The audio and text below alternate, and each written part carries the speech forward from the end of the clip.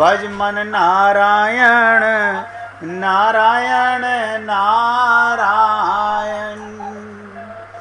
भज मन नारायण नारायण नारायण।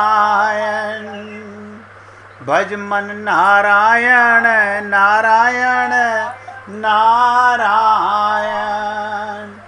श्रीमन नारायण नारायण नारायण। श्रीमन नारायण नारायण नारायण। भज मन नारायण नारायण नारायण। भज मन नारायण नारायण नारायण। देखिए, जैसे नर्सरी के बच्चे को पढ़ाया जाता है, मैं वही सब मान कर के आपके साथ चर्चा करना चाहता हूँ, क्योंकि आपके पास जो बुद्धि का ज्ञान है वो सब अज्ञान है। जब आत्मज्ञान होगा, जब तुम्हें आत्मज्ञान होगा, परमात्मा तुम्हारे पिता होंगे, तो ज्ञान योग होगा। और जब तुम पवन पुत्र बनने की तरह, हनुमान जी की तरह, जैसे पवन देवता निष्काम कर्म करते हैं, सबकी सेवा करते हैं और आपसे बदले में कुछ नहीं चाहते, अहिर्निश सेवा कर रहे हैं, हम उन्हें सेवा करते हुए देख नहीं पाते, पर सेवा करने वाला दिखाई ना दे, प्रदर्शन ना हो। आज संसार में क्या होता है, हम गरीबों को कंबल बांट रहे हैं, प्रदर्शन हो रहा है, हम छबीली लगा रहे हैं, प्रदर्शन हो रहा है, हम ये करने जा रहे हैं, प्रदर्शन हो रहा है, हम दान करने जा रहे हैं, उसका प्रदर्शन कर रहे हैं। तो जहां प्रदर्शन है वहां पर आप निष्काम कर्म नहीं कर रहे। देखिए, वीना जी ने पूछा था, वीना से ही पूछ रहा हूं, अब समझ में आ गया वीना?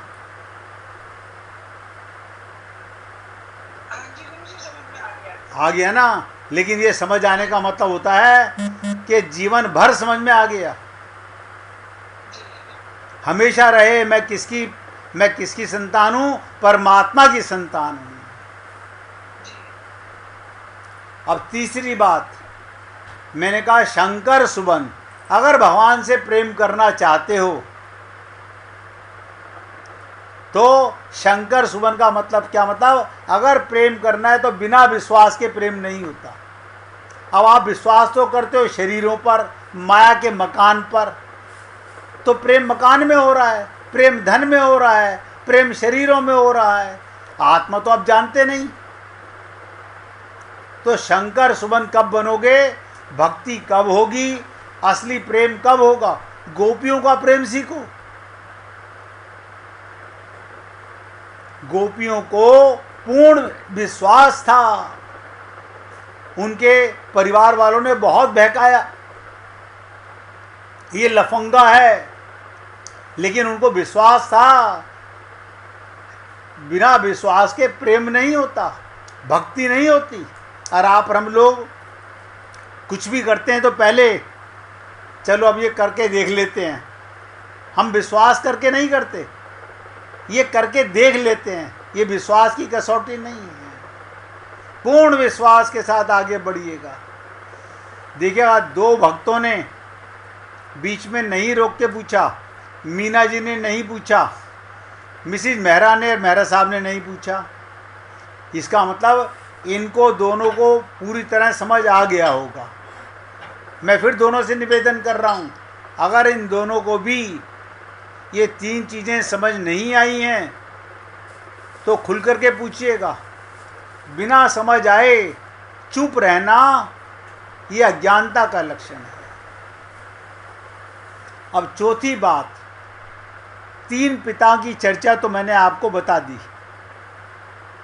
राम हमारे पिता, इससे ज्ञान योग की प्राप्ति होती है, इसी को आत्मज्ञान बोलते हैं। और प्रेम शंकर सुबन, बिना विश्वास के प्रेम नहीं होता। जैसे आप और हम लोग शरीर के पिता को विश्वास करते हैं ये हमारा पिता है। ये तो माता को पता कि तुम्हारा पिता है कि नहीं है। क्या प्रूफ है आपके पास में? लेकिन माता ने झूठ बोल दिया ये तुम्हारा पिता है, तुम्हारा उसको पिता मान लिया तुमने।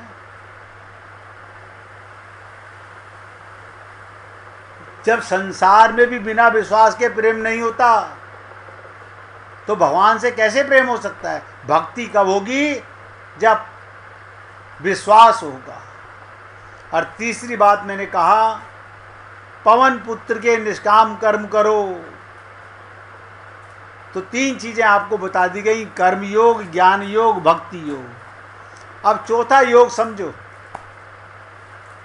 गीता में बड़े छुपा के कहा गया।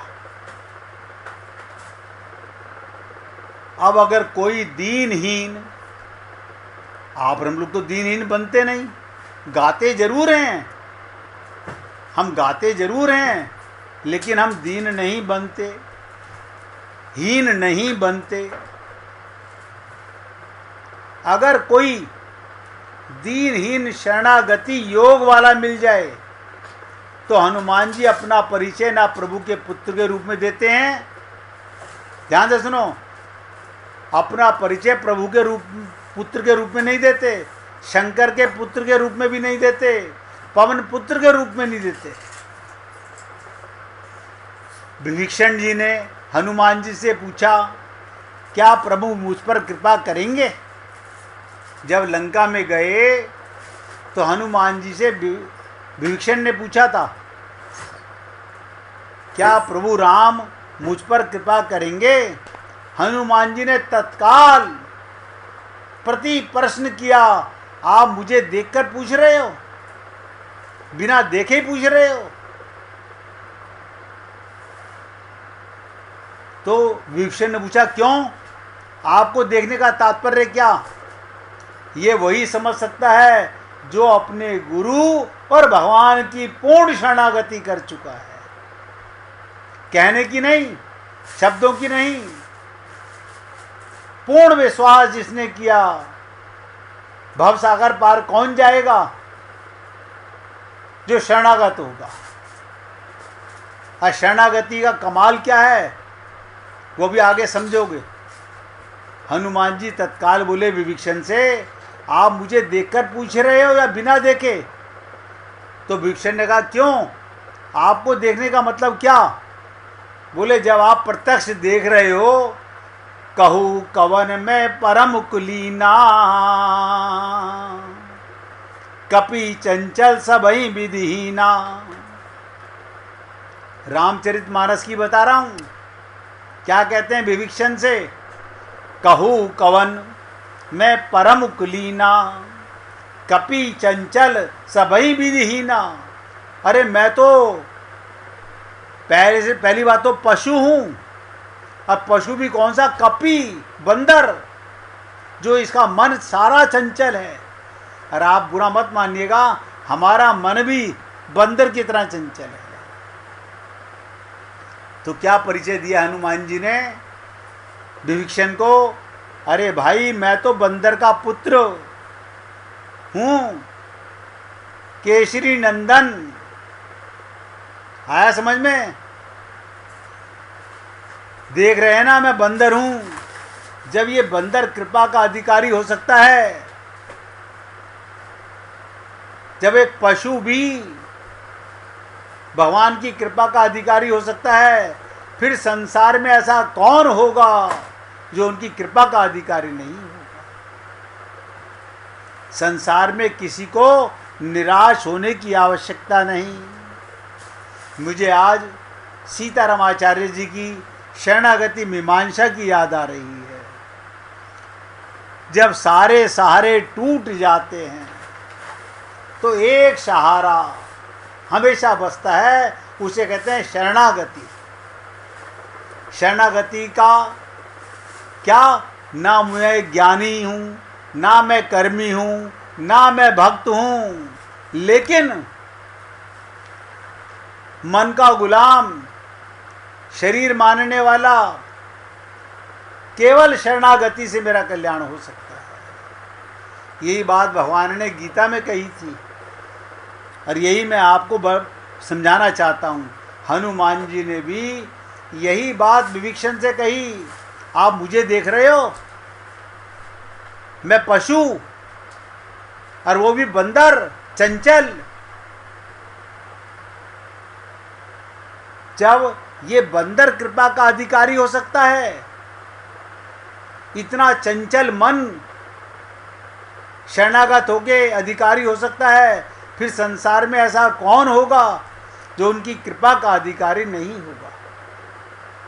संसार में हे पुण्यात्माओं, आप हम लोगों के पास ये चौथा मार्ग जो सबसे सरल मार्ग है शरणागति का, जहाँ पर बुद्धि लगाने की जरूरत नहीं, बस विश्वास के बाद हम पशु नहीं होते हुए भी पशु के समान हैं। हमारा मन भी बहुत चंचल है, हम सब मन के गुलाम हैं। तो संसार में किसी को निराश होने की आवश्यकता नहीं। ये शरणागति का मार्ग है। हनुमान जी केसरी पुत्र के रूप में प्रत्येक व्यक्ति के अंतःकरण में प्रभु की कृपा का प्रसार करते हैं। अब 4 पिताओं की मैंने आपसे चर्चा की थी। शंकर सुबन भक्ति योग, पवन पुत्र कर्म योग, और सबसे पहले बताया था कि भगवान राम कहते हैं सुत, हम किसकी संतान हैं? अगर आपको ज्ञान हो गया तो आप आत्मा हो, परमात्मा की संतान हो। और चौथी बात आई केसरी नंदन, हम शरीर को अपने पिता मानते हैं, शरीर को अपनी माता मानते हैं, तो भी कल्याण हो सकता है। ध्यान से सुनो, अगर आपको कुछ भी ध्यान ना रहे, आपको फिर ये भ्रम आए मैं तो स्त्री हूँ, मैं तो पुरुष हूँ, यही तो पशु बुद्धि है। आत्मबुद्धि तो है नहीं, विश्वास बुद्धि तो है नहीं, ज्ञान बुद्धि है नहीं, कर्म बुद्धि है नहीं, तो कोई बात नहीं, पशु बुद्धि सही, लेकिन अपने को बंदर की तरह चंचल मानो। एक शरणागति से हनुमान जी केसरी पुत्र के रूप में प्रत्येक व्यक्ति के सामने अंतःकरण के प्रभु की कृपा का प्रसार करते हैं कि प्रभु के प्रत्येक व्यक्ति के अंतःकरण में प्रभु की कृपा का प्रसार बताते हैं, सब पर हो सकती है। सीताराम आचार्य जी ने जब ये कहा इस देह में हरि मिलत हैं,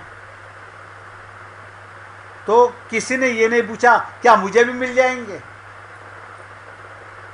बोले अरे तुम अपने को शरीर ही तो मानते होगे, मन के गुलामी तो होगे, जब बंदर को मिल सकते हैं राम शरणागति के बाद, तो तुम्हें क्यों नहीं मिलेंगे?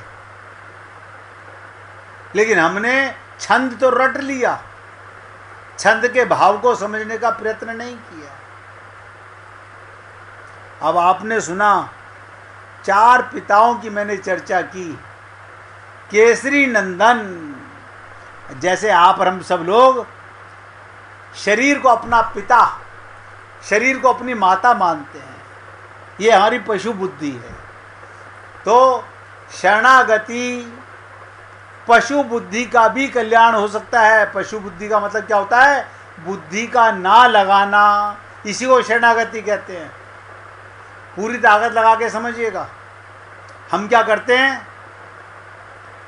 शरणागति की बातें तो करते हैं, लेकिन बुद्धि बीच में ले आते हैं। अगर शरणागति है तो पशु बुद्धि बन जाओ, जैसा कहा वैसा मान लो, ये शरणागति है। अब हमारी गलती क्या है? हम अपनी माइक बुद्धि को, माइक मन को शरणागत तो गुरु के करते नहीं, उसे पशु की बुद्धि नहीं मानते, पशु का मन नहीं मानते। ये हनुमान जी से शिक्षा लो। विभीषण को बता रहे हैं कि मुझ जैसे कुलीन, मेरा तो कोई कुल भी नहीं है, पशु योनि में पैदा हुआ, केसरी नंदन हूँ, बंदर के खानदान में पैदा हुआ और मुझ पे कृपा कर दी शरणागति के बाद, तो आप पर क्यों नहीं होगी। अब आप सोचो, आपको कोई कर्म ज्ञान योग की भक्ति की जरूरत नहीं, अगर आप शरणागति भी पशु बुद्धि से कर लो। अब मैं आपसे फिर पूछ रहा हूँ, अगर ये आपको शरणागति का भाव, हमारी गलती क्या वो भी बता देता हूँ। हम लोग संत महात्माओं से कहते हैं हम आपकी शरणागति में हैं। जब हमने कहा हम आपकी शरणागति में हैं, इसका मतलब तो हो गया हमने बुद्धि लगा के तो बोला, जो जाकी शरण गयो वापे वाकी लाज। बोलने की जरूरत क्या है, जब हम एक बार शरणागत हो गए तो हो गए। इस पे बुद्धि और मन लगाने की आवश्यकता नहीं है। इसलिए हे पुण्य आत्माओं, मैं रोज आपको देखो एक हनुमान जी के चरित्र से कहाँ से शुरुआत की थी, कहाँ तक आ गए। एक व्यक्ति के घर, ध्यान से सुनो, रात को एक मेहमान आया, उसमें घर में खाने को कुछ न बचा था। आज जिसको भजन सुनाना हो निकाल के रखना, आप में से किसी को भी भजन सुनाना हो तो निकाल के रखना भैया। एक व्यक्ति के घर रात को मेहमान आया, उस समय घर में खाने को कुछ नहीं बचा था। उस व्यक्ति ने पड़ोस का द्वार खटखटाया, लेकिन पड़ोसी ने बिछोने पर पड़े पड़े ही कहा, इस आधी रात के समय परेशान ना करो। क्या बोला? आधी रात के समय परेशान ना करो, मैं नहीं उठ सकता।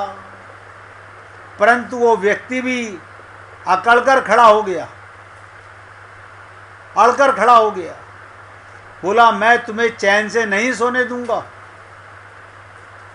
मेहमान के लिए रोटी तो देनी होगी। क्या कहा? मेहमान के लिए रोटी तो देनी होगी। अंत में उसके आग्रह के सामने पड़ोसी को किवाड़ खोलने ही पड़े। क्या मतलब? इस छोटी सी लीला का मतलब क्या? इसी प्रकार सच्ची शरणागति से, सच्चे आग्रह से अगर आप गुरु का और भगवान का द्वार खटखटाएंगे तो भगवान को और गुरु को द्वार खोलने ही पड़ेंगे। छोटी सी बात बताइए, आप अड़कर खड़े हो जाएं। हम लोग तो क्या करते हैं, पहले से ही ऑल्टरनेट लेके चलते हैं। यहाँ शरणागति हो गई तो ठीक है, नहीं तो कोई दूसरे के पास चलेंगे। राम नहीं लेंगे तो शंकर जी के पास चले जाएंगे, शंकर जी नहीं लेंगे तो भगवान कृष्ण के पास चले जाएंगे। अब पहले बुद्धि में तुम्हारे अगर अंतर है तो संकल्प करना पड़ेगा। इसीलिए सच्चे आग्रह से अगर भगवान का द्वार खटखटाओगे तो भगवान सुनिश्चित मिलेंगे। भगवान का द्वार 100% खुलेगा। अब आप बताइए इसमें क्या जा रहा है आपका? यही शरणागति है। यानी शरणागति का मतलब होता है अपनी बुद्धि का सहारा नहीं लेना, अपने मन का सहारा नहीं लेना, पशु बुद्धि से शरणागत हो जाना, तो उसे संभालना ही पड़ेगा।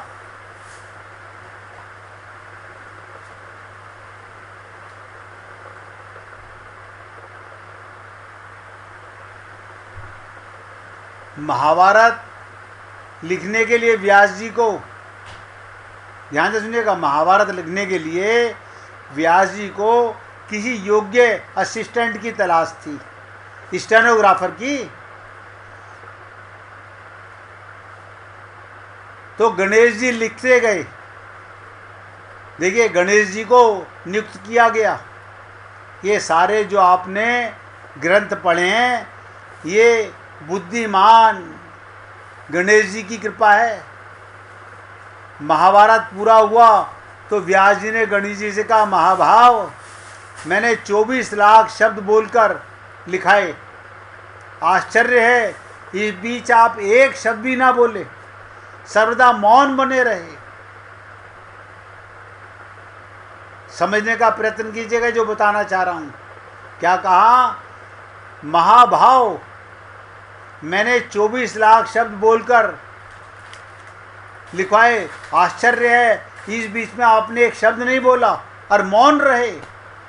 गणेश जी ने उत्तर दिया, हे बादरायण, बड़े काम संपन्न करने के लिए शक्ति चाहिए और शक्ति का आधार संयम होता है।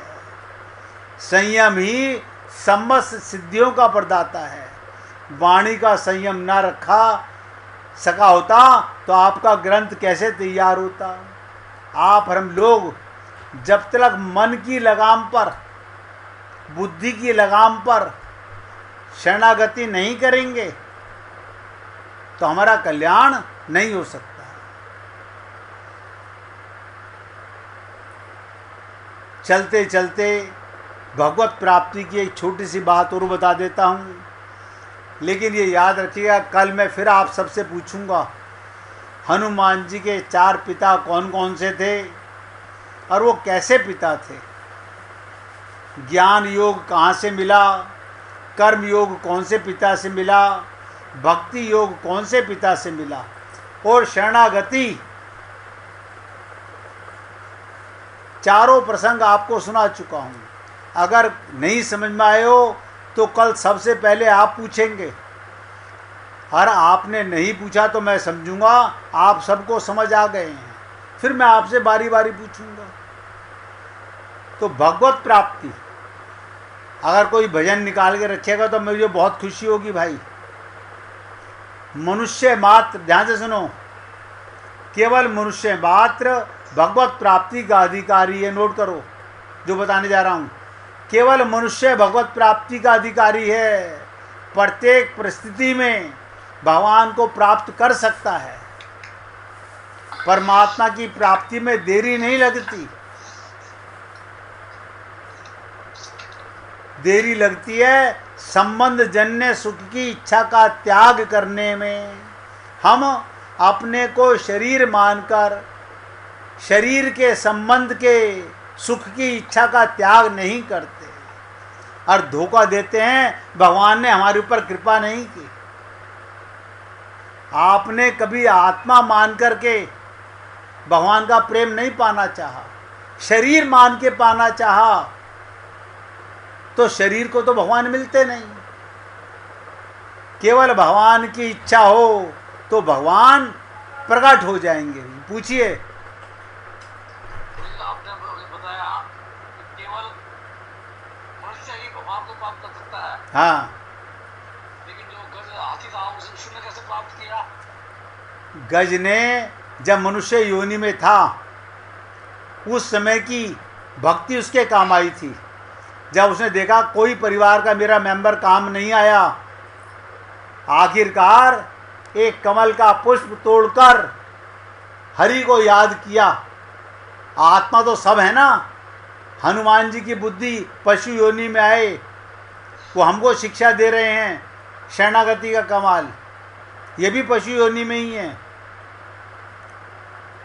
तो मनुष्य मात्र भगवत प्राप्ति का अधिकारी और प्रत्येक परिस्थिति में भगवान को प्राप्त कर सकता है। परमात्मा की प्राप्ति में देरी नहीं लगती। देरी लगती है, ध्यान से सुनो, भगवान को पाने में एक पल की देरी नहीं। देरी है अपने को शरीर ना मानना और शरीर के रिश्तेदारों को अपना ना मानने में। ये सुख की इच्छा का त्याग करने में देरी लगती है। केवल भगवान की इच्छा हो, केवल भगवान की इच्छा हो तो भगवान प्रकट हो जाएंगे, अथवा कोई भी इच्छा ना हो तो भगवान प्रकट हो जाएंगे। बस अधूरापन नहीं होना चाहिए। सत्य को जानो चाहे मानो, पर जिसको असत्य जानते हो उसका त्याग कर दो, जो सत्य की प्राप्ति की जाती है। सत्य को सत्य की प्राप्ति होती है, असत्य को असत्य की प्राप्ति होती है। शरीर को संसार मिलता है और सत्य आत्मा को परमात्मा मिलता है। आज मैं अपने शब्दों को विराम दे रहा हूँ और कोई भक्त सामने नहीं आ रहा। हाँ, सुनाएंगे? सुनाइए। राजकुमारी जी सुनाना चाहते हैं, सुनिए।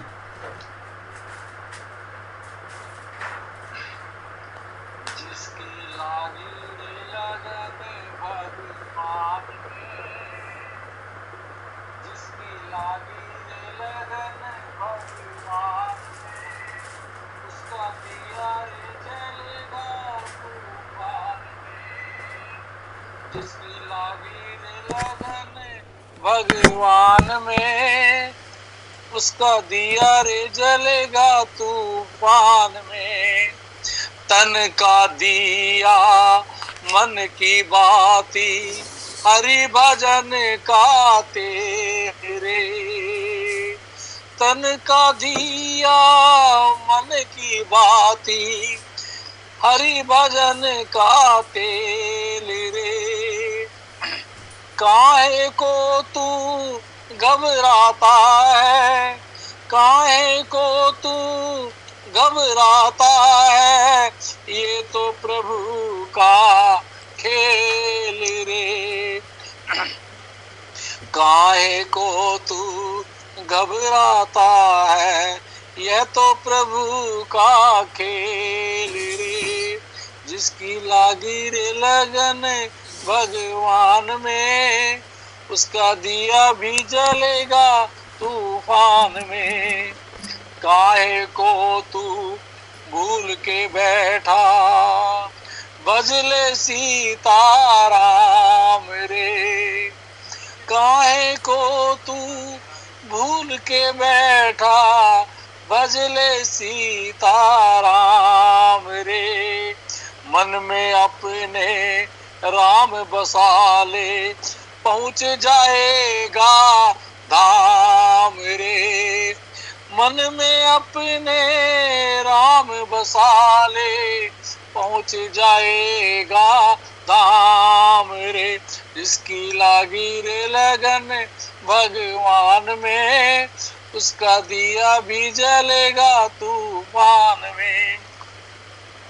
इस दुनिया में कौन बनाए सबके बिगड़े काम रे। इस दुनिया में कौन बनाए सबके बिगड़े काम रे। अनहोनी को होनी कर दे, उसका नाम है राम रे। अनहोनी को होनी कर दे, उसका नाम है राम रे। उसकी लागी रे लगन भगवान में, उसका दिया भी जलेगा तूफान में। जिसने राम नाम गुण गाया, जिसने राम नाम गुण गाया, लागे न दुख की छाया रे। जिसने राम नाम गुण गाया, लागे न दुख की छाया रे। राम नाम दुख सुख दुख का साथी, जोड़ उसी से नाता रे। राम नाम सुख दुख का साथी, जोड़ इसी से नाता रे। जिसकी लागी रे लगन भगवान में, उसका दिया भी जलेगा तूफान में। राधे राधे जी। बोलिए वृंदावन बिहारी लाल की जय। जय जय श्री राधे, जय जय श्री राधे। बोलिए लाल जी का मंगल हो, सभी भक्तों का मंगल हो। सबको राधे राधे भैया। सबको राधे राधे जी, राधे राधे, राधे राधे राधे राधे जी।